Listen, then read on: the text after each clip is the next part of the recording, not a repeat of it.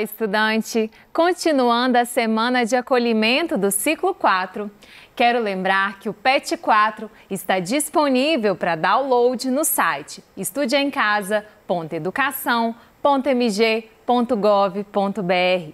Quem está conosco é o professor João Paulo Dias, de Geografia.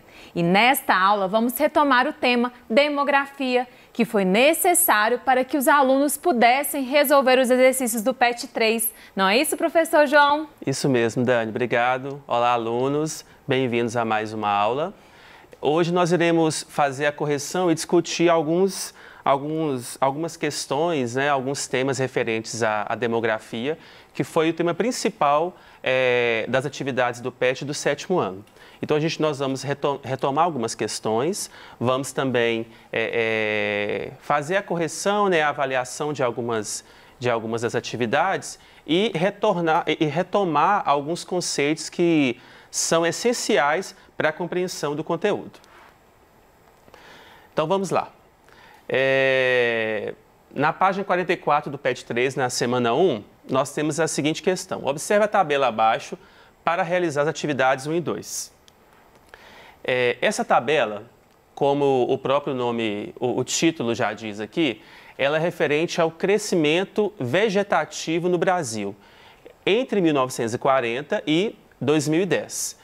E aí, a tabela ela trabalha da seguinte forma: ela apresenta os dados de natalidade, de mortalidade e de crescimento natural por década, no caso aqui, de 1940 a 1950, de 1950 a 1960, de 60 a 70, de 1970 a 1980, de 80 a 90, de 1990 até o ano 2000 e do ano 2000 até o ano de 2010. Lembrando que a fonte bibliográfica dessa tabela é o IBGE, então são dados coletados pelo Instituto Brasileiro de Geografia e Estatística, que, como nós vimos em aulas anteriores, é o órgão governamental que ele é responsável por coletar, trabalhar e apresentar esses dados para a população e para o governo de forma geral, para que sejam criadas e implementadas as políticas públicas que melhor vão atender às necessidades da população. Então, com esses dados, os governos conseguem criar e implementar essas políticas públicas. Então, vamos lá para a questão número 1. Você pode ler, por favor, Dani? Vamos lá. A população de um país ou de uma região cresce ou diminui com base em dois processos: a diferença entre nascimentos e mortes e a diferença sobre imigração e emigração. Com base nessa afirmação, escreva com suas palavras o que é crescimento natural ou vegetativo. Então vamos lá para a resposta. O crescimento natural ou vegetativo, ele vai ser justamente o resultado entre a diferença da taxa de natalidade com a taxa de mortalidade. Então, para a gente observar como que a população cresce, nós temos no caso aqui, nós temos duas formas de entender esse processo. O crescimento natural ou vegetativo, que é, no caso, a pergunta, vai ser essa diferença entre a natalidade e a mortalidade. Lembrando que a natalidade, ela consiste no número de nascimentos por grupo de 1.000 habitantes e a mortalidade também é o número de mortes que ocorrem por grupos de 1.000 habitantes. Então, na verdade, o crescimento natural, ele vai ser a natalidade menos a mortalidade. Então, que é, no caso, o foco da pergunta. Mas uma informação interessante e importante para que vocês compreendam melhor sobre esse assunto da demografia é o seguinte: é que além do crescimento natural, nós também temos o crescimento demográfico. E o crescimento demográfico, como o próprio enunciado da questão ele falou, ele vai ser justamente o quê? O crescimento natural, que é a mesma coisa de crescimento vegetativo, e aí nós vamos acrescentar a taxa de migração que o país vai ter. Que o país, no caso, ele vai ser analisado. Lembrando que migração, como nós também discutimos nas aulas, é o movimento de pessoas que vão de lugar para outro. E aí, dentro do fluxo migratório, nós temos o imigrante, nós vamos ter o imigrante e vamos ter o emigrante. O imigrante é aquela pessoa que chega, né? Que chega em um lugar, em um local diferente do seu local de origem. Então, por exemplo, se algum cidadão de um outro país, de um país europeu, ele vem para o Brasil, ele é um imigrante, ele está chegando no nosso país. E se um brasileiro, ele vai se mudar para outro país, ele vai emigrar do Brasil. Nós temos que pensar o seguinte, que o mesmo indivíduo, o indivíduo que migra, ele é ao mesmo tempo emigrante e imigrante. Por quê? Se ele migra, ele está saindo de algum lugar, ele está emigrando do seu local de origem e ele está imigrando no local novo. Então, voltando só para a gente concluir, o crescimento natural vegetativo é a diferença entre natalidade e mortalidade. E um adendo aqui, uma observação muito importante é que o crescimento demográfico, ele vai ser o crescimento vegetativo acrescido dessa taxa de imigração, que é a análise que a gente faz entre a entrada e saída de pessoas do país, que são no caso os imigrantes e os emigrantes. Vamos lá para a questão número 2. Responda, qual foi o período de maior e de menor crescimento vegetativo no Brasil? E a letra B, ao comparar as taxas de natalidade com as de mortalidade no Brasil, no período de 1940 a 2010, o que você concluiu? Então, vamos lá, mais uma vez. A letra A, no caso, ela pergunta o período de maior e de menor crescimento vegetativo. Na tabela aqui, que está sendo apresentada, como eu disse, tem as taxas de natalidade e mortalidade por década e também o crescimento natural, que, lembrando, é a mesma coisa que crescimento vegetativo.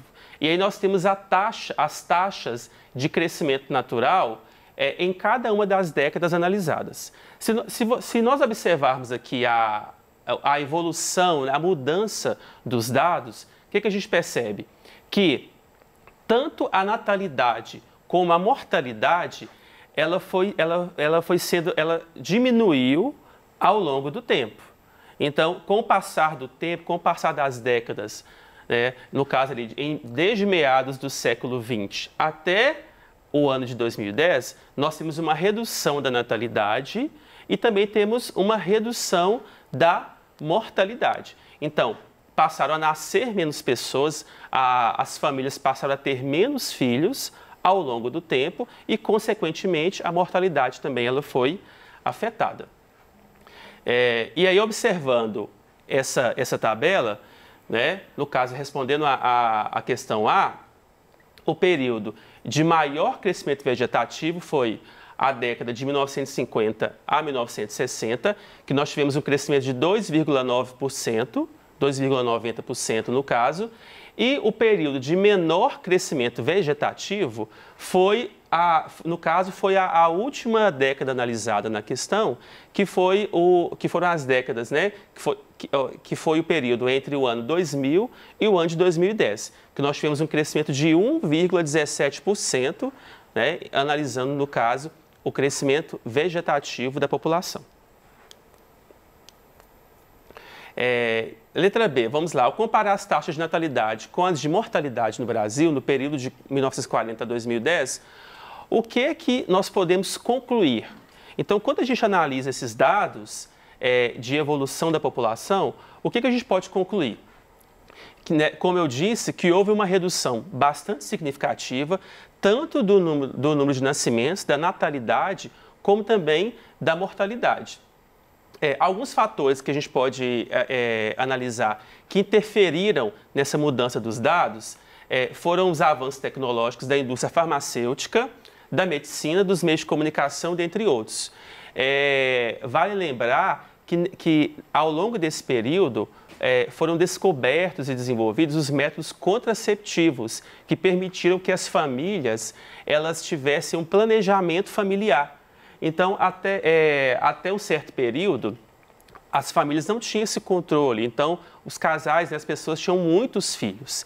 E aí, a partir do momento que a indústria farmacêutica ela desenvolve bastante, né, ali, atrelada com o desenvolvimento tecnológico, e também que os fluxos de informação eles passam a ser mais presentes, as pessoas passam a ter mais acesso à informação, elas passam a ter mais acesso à noção de planejamento familiar, de ter um controle de quantos filhos vão ter. Então, a gente tem essa redução significativa desses dados, que a gente analisa claramente aqui na tabela, que nós estamos fazendo essa análise nessa questão. A próxima questão, ela corresponde à segunda semana do PET 3, nas páginas 48 e 49. E aí, ela fala da seguinte forma aqui. Sobre as pirâmides etárias da Itália e da Etiópia, responda. Que diferença você notou entre os dois gráficos? Então, vamos lá, vamos analisar essas pirâmides etárias. Lembrando, né, Dani, que a pirâmide etária, como eu disse também em uma das aulas, é um gráfico que ele nos permite analisar, inclusive, o desenvolvimento socioeconômico dos países, porque ele vai dividir, ele vai classificar a população por sexo e por faixa etária. Então, a gente consegue saber o percentual de pessoas do sexo masculino e feminino que a gente vai ter, né? E também por faixa etária, desde o nascimento, o período, né, do início ali da vida até a fase da vida mais idosa. E aí, quando nós observamos aqui essas pirâmides etárias, nós percebemos justamente que existe uma grande diferença entre elas e é nítida essa diferença do formato dessa pirâmide etária. No caso da tela de vocês, do lado esquerdo, nós vamos ter a pirâmide da Itália, que ela tem um formato que a base dela, a parte de baixo, ela é mais estreita, indicando, no caso, que a natalidade ela teve uma redução, e a parte intermediária é a parte que ela é mais larga, indicando o quê? Que as pessoas que estão nascendo, que nascem, elas estão se mantendo vivas até boa parte do topo da pirâmide, que indica já o período da fase idosa da vida. Enquanto a pirâmide da Etiópia, ela tem um formato diferenciado, justamente por quê? Porque ela vai ter uma base bastante larga, que vai indicar, no caso, que nós temos altas taxas de natalidade. A gente observa, inclusive, que o primeiro patamar, que é a parte que está mais embaixo da pirâmide, para vocês entenderem melhor, ela é dos indivíduos de 0 a 4 anos. Então, no caso da Etiópia, a gente tem uma grande quantidade na natalidade, e aí nós percebemos que a pirâmide ela tem um formato semelhante a um triângulo. Isso quer dizer o quê? Que nascem muitas pessoas, mas ao longo do tempo, essa população não vai se mantendo. Né? E aí, por isso que a gente consegue fazer uma análise muito aprofundada, né, do nível de desenvolvimento socioeconômico desses países a partir da pirâmide etária. E aí a resposta, para ficar mais tranquila aí, ficou da seguinte forma, que a pirâmide da Itália possui uma base estreita, a parte intermediária um pouco mais larga, se estendendo até a parte superior. No geral, ela não tem grandes mudanças, então ela é uma pirâmide que, no caso, ela é mais linear, digamos assim. Ela não tem mudanças significativas ao longo do seu curso. Já a pirâmide da Etiópia, como eu disse, ela tem um formato semelhante a um triângulo, que ela tem uma base significativamente maior. Então, a parte de baixo dela é muito maior, indicando que a natalidade é bastante elevada e ela vai reduzindo gradativamente até chegar ao topo. E uma coisa interessante, Dani, que não sei se você observou, é que o topo da pirâmide etária da Itália, ele é um pouquinho mais largo do que o topo da pirâmide etária da Etiópia. E isso indica o quê? Nós temos muito velhos lá. Exatamente. A população italiana é a população que ela se mantém, e aí a gente vai ter o quê? Uma expectativa de vida bastante elevada. Isso é comprovado, inclusive, porque a Itália ela é classificada como um país que tem um grande percentual de idosos. Isso, verdade. Né? Inclusive, né, uma observação até assim, triste é que a Itália ela sofreu muito com a realidade da pandemia. Um dos fatores que potencializou isso foi a grande quantidade de idosos que o país tem. Sim, por causa do risco, né? Da vulnerabilidade que eles estão em relação ao vírus. Qual país apresenta a maior taxa de natalidade? Como você chegou a essa conclusão? Como eu disse, a Etiópia apresenta a maior taxa de natalidade. E a gente observa isso analisando justamente a base da pirâmide, a parte de baixo da pirâmide, que é bastante larga. Através das pirâmides e com o seu conhecimento acerca do assunto, qual país pode ser considerado desenvolvido e qual seria subdesenvolvido? Nós já discutimos sobre isso, não é? No caso, o país que vai ser mais desenvolvido é a Itália, porque a pirâmide ela demonstra isso, natalidade baixa, população se mantém e elevada expectativa de vida, e a Etiópia vai ser um país subdesenvolvido, porque ela tem altas taxas de natalidade e a população não se mantém. Então, a gente pode concluir que o índice de mortalidade infantil, de mortalidade na infância, né, ao longo da infância, que é um período que requer mais cuidados com a saúde, ela acontece, e se o indicador de saúde ele tem problemas, então o país ele tende a ser subdesenvolvido, a ter um desenvolvimento socioeconômico menor.